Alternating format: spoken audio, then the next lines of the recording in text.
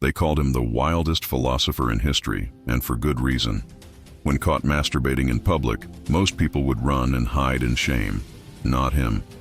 He looked his accusers in the eye and said, "If only it were this easy to rid myself of hunger by rubbing my belly." A crude and shocking response, yes, but it cut to the heart of his philosophy. Why hide human needs when they are part of nature? Another time, a man sneered at him, calling him a dog. Many would take offense or try to argue. Instead, he dropped all pretense, literally. He urinated on the man's leg like a dog might and said, "Why are you upset? Isn't this what you expect from a dog?" It wasn't just provocation. It was his way of holding up a mirror to human absurdity.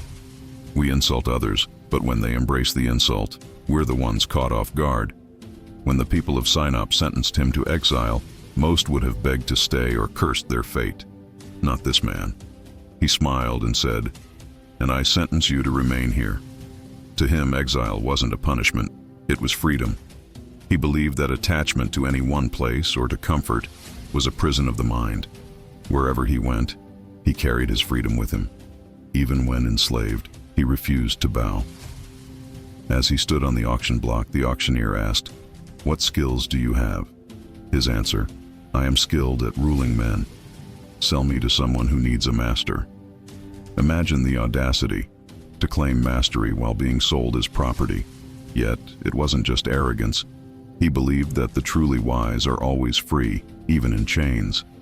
He also had a sharp wit for philosophy itself. When a rival philosopher defined humans as featherless bipeds, he didn't argue. Instead, he plucked a chicken, marched into the lecture hall, and said, "Behold, a man." With that one act, he reduced the definition to absurdity, showing that wisdom isn't found in clever phrases, but in understanding life's deeper truths. His provocations didn't stop there. One day, he saw a boy, known to be the illegitimate son of an unwed mother, throwing stones at a crowd. The boy's actions were reckless, meant to draw attention. The philosopher walked up to him and said, "Careful, boy, you might hit your father." The crowd burst into laughter, and the boy froze, humiliated. It wasn't cruelty, it was a lesson.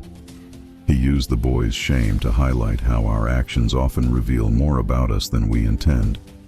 His life was a series of provocations, each one challenging the norms of his time. He believed in stripping away pretense, facing the raw truth, and living unapologetically. Whether by shocking people into laughter or making them uncomfortable, his goal was always the same: to force them to think. Be steady, be strong, be stoic.